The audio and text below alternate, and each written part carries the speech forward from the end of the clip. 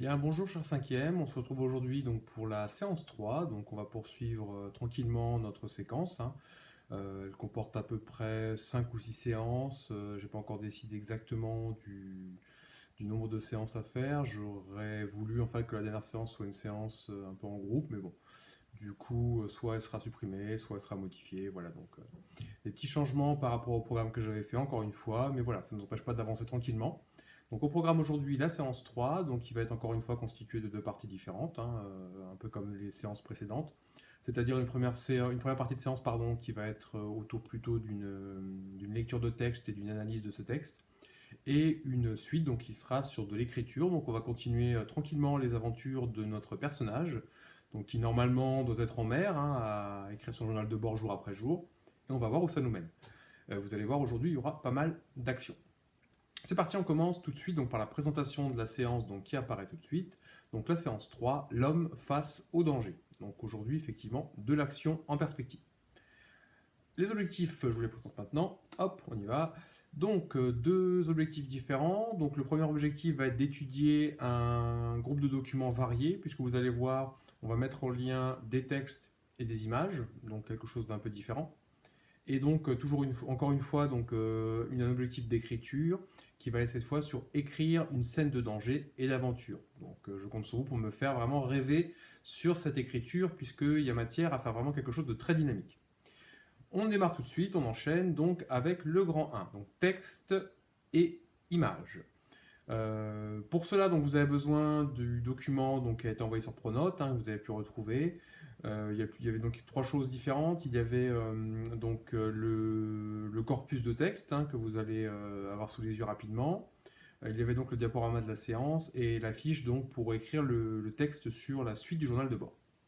Donc c'est parti. Donc, il faut vous munir maintenant donc, des textes, puisqu'on va commencer par quelques petites questions à leur propos. Donc le support, donc, c'est le corpus, c'est-à-dire l'ensemble de documents que vous avez sous les yeux. Donc j'enchaîne tout de suite, hein, on va vite. Alors, vous avez cette fois donc 5 questions. Donc je vais vous les lire, hein, comme d'habitude, on va les regarder ensemble. Je vous laisserai un peu de temps donc, pour y répondre. Donc comme d'habitude, la vidéo sur pause, on l'éteint, on la fait, on m'envoie les réponses, enfin peu importe, hein, vraiment c'est vous qui voyez. En tout cas, voilà, on va faire un peu comme d'habitude, hein, maintenant on est rodé. C'est parti, la première question, question numéro 1. Donc dans le texte 1, donc c'est sur le premier texte, hein, que vous avez normalement au de votre fiche, je vous demande de relever trois mots ou expressions montrant le caractère monstrueux du calmar. Donc c'est une scène en fait où un calamar géant va attaquer donc une embarcation, un navire. Et donc on va voir si vous arrivez à vous en sortir et à trouver donc ces différents mots euh, cachés dans le texte. Voilà, ou d'ailleurs pas cachés du tout, vous allez voir. Quel est le but recherché par cette description? C'est-à-dire qu'une fois que vous m'aurez trouvé ces trois mots qui montrent que ce calamar est monstrueux, voilà, essayez de m'expliquer quel est le but recherché, c'est-à-dire pourquoi l'auteur a créé cette description, qu'est-ce qu'il veut créer comme ambiance, comme atmosphère par exemple. Voilà, ce qui reprendra, vous verrez, ce qu'on va faire après dans le texte 2. Donc justement, j'enchaîne directement. Donc la question 2. Dans le texte 2, quelle ambiance cherche à créer l'auteur dans cette description? Donc une ambiance plutôt joyeuse, plutôt triste, une ambiance de peur, voilà, enfin il y a plein de possibilités selon votre lecture. Par contre, une petite précision, je veux que vous arriviez à me prouver votre réponse en citant le texte, hein. Il faut vraiment, on est en fin de cinquième, il faut vraiment s'habituer de plus en plus à justifier nos réponses et vraiment à citer le texte pour prouver ce que l'on dit. Donc si vous me dites que l'atmosphère c'est la joie dans cette description, il faut me le prouver. Si vous me dites que c'est une atmosphère de peur, pareil, il faudra me le prouver avec des mots, des expressions, des phrases prises directement dans le texte en les citant, je vous rappelle donc la méthode, hein, avec des guillemets et en me mettant le numéro de la ligne si possible. Et ce sera déjà très bien. La question 3, pardon, dans le texte 2, donc, il y a une répétition qui intervient à un moment du texte, vous allez voir, qui est donc l'expression j'envoie. Je vous demande pourquoi elle est répétée plusieurs fois. Pareil, quel est le but recherché? Quand un auteur comme ça va répéter la même chose, le même verbe, le même mot, plusieurs fois d'affilée de manière très rapprochée, il y a un objectif derrière. Euh, on n'arrête pas de vous reprendre, vous, sur les répétitions dans les textes. Alors justement, un auteur, bon, c'est son métier, hein, il sait maîtriser l'écriture, donc il sait très bien que les répétitions, normalement, c'est pas terrible. Donc s'il les utilise, c'est il cherche un effet, il cherche un but. Donc là, je vous demande le but qui est recherché ici par cet auteur. On enchaîne directement donc avec les questions 4 et 5. qui sont des questions un peu plus libres, vous allez le voir. Donc, dans la question 4, je vous demande d'associer chaque texte à une image. Donc, vous me dites texte 1, il irait très bien avec l'image tatatin, etc. Un texte 2, pareil. Vous m'expliquez votre choix par contre.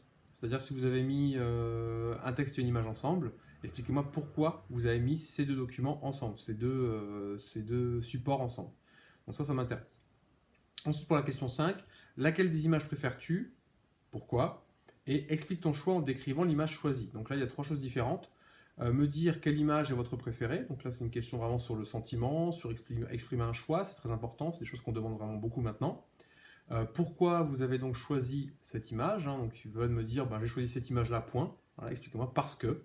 Voilà, quelles sont les raisons, là où les raisons qui vous ont poussé à dire que cette image était votre préférée.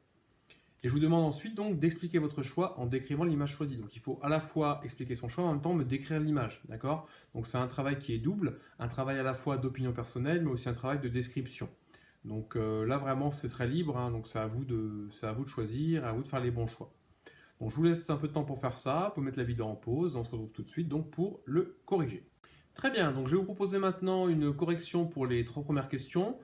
Étant donné que les 2 dernières sont très libres, très ouvertes et dépendent beaucoup de votre opinion personnelle, de vos sentiments, de vos choix, voilà, je les laisse ouvertes, hein, mais faites-les quand même, hein, bien sûr.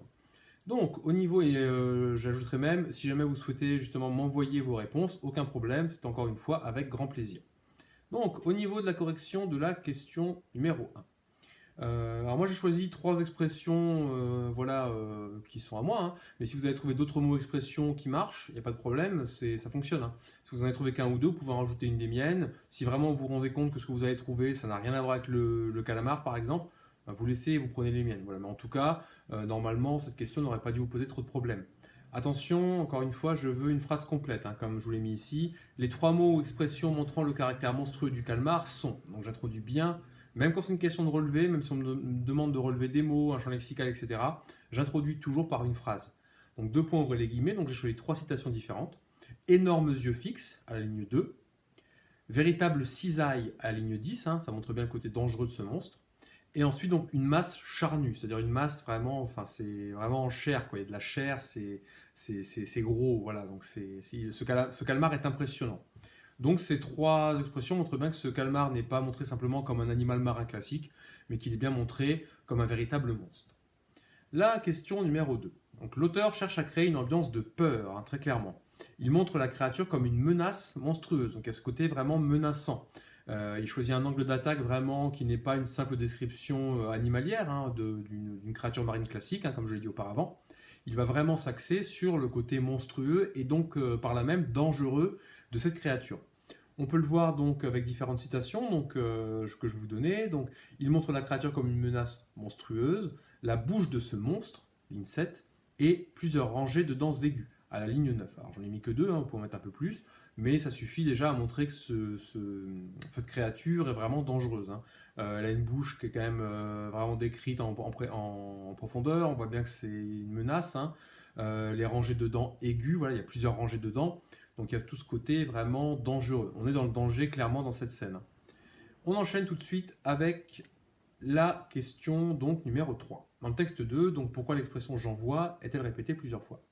Alors l'auteur insiste car il veut montrer en fait la confusion, la panique qui règne dans le naufrage qu'il observe. Enfin, vous l'aurez compris, j'imagine. Il décrit une scène de naufrage, donc un bateau qui s'est échoué, les survivants qui tentent de s'en sortir, hein. Donc il témoigne de la quantité importante, vous corrigerez, hein, de détails qu'il observe, effectivement.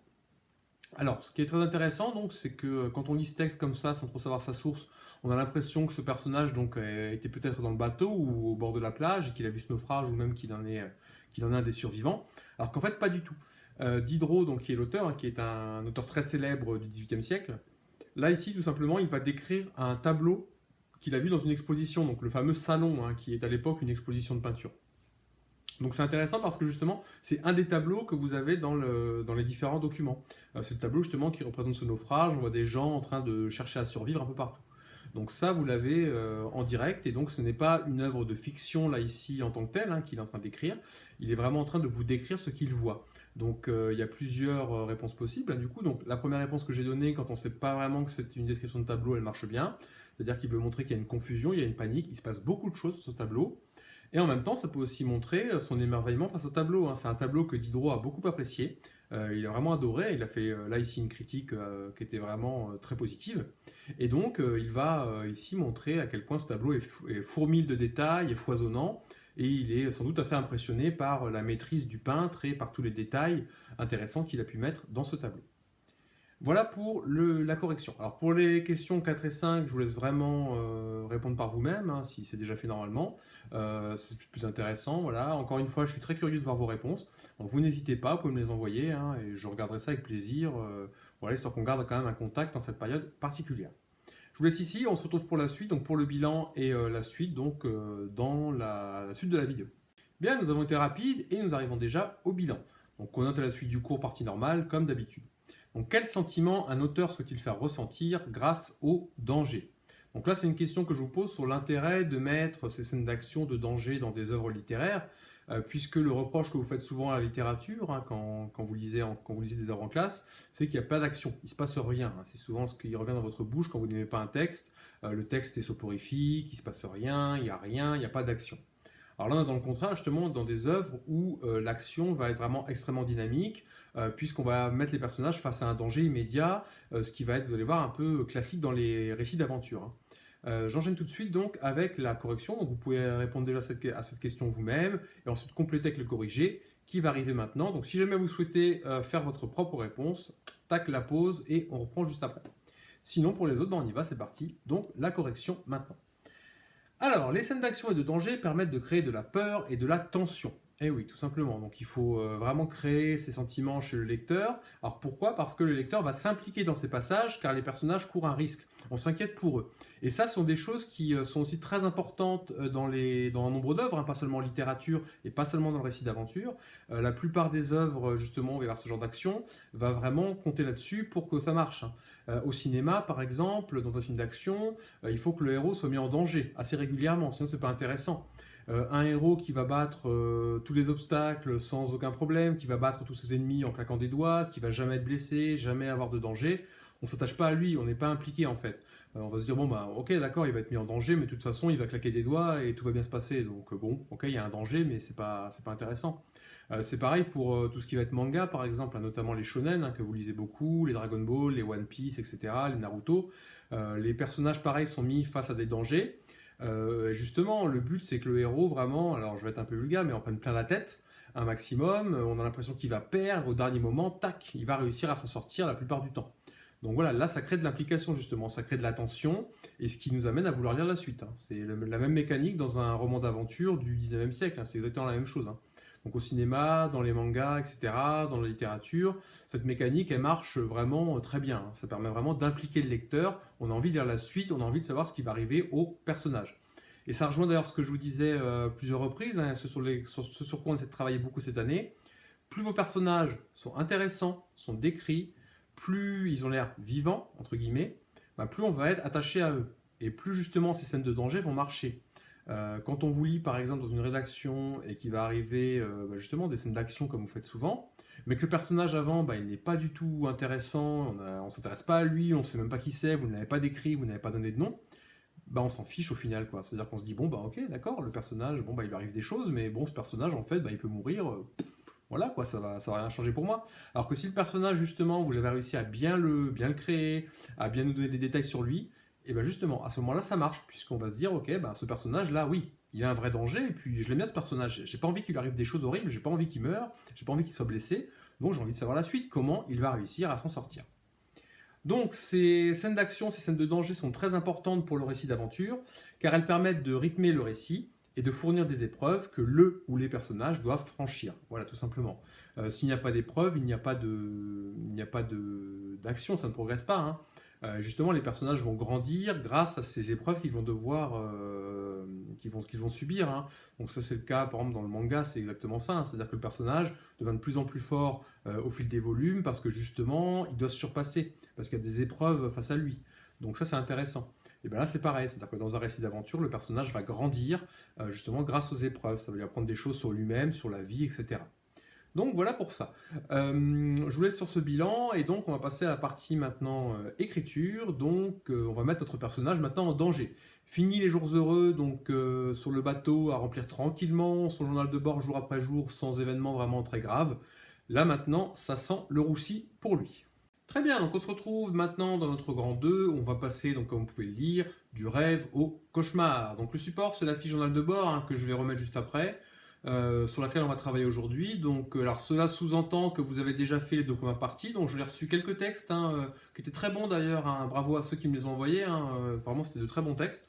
Donc, normalement, vous avez déjà fait deux parties différentes. Donc, si je récapitule, une première partie de présentation du personnage et une deuxième partie donc de journal de bord, votre personnage sur un navire, donc raconter ce qu'il se passait pendant quelques jours, avec différents événements. Donc par exemple, j'ai un élève qui m'a renvoyé son texte, hein, qui était très intéressant, où il a pu nouer des relations avec différents personnages de l'équipage. Et ces personnages, pareil, ont été un peu détaillés. Donc ça, c'était intéressant parce que je me suis dit que ce navire et cet équipage avaient vraiment une vie à l'intérieur.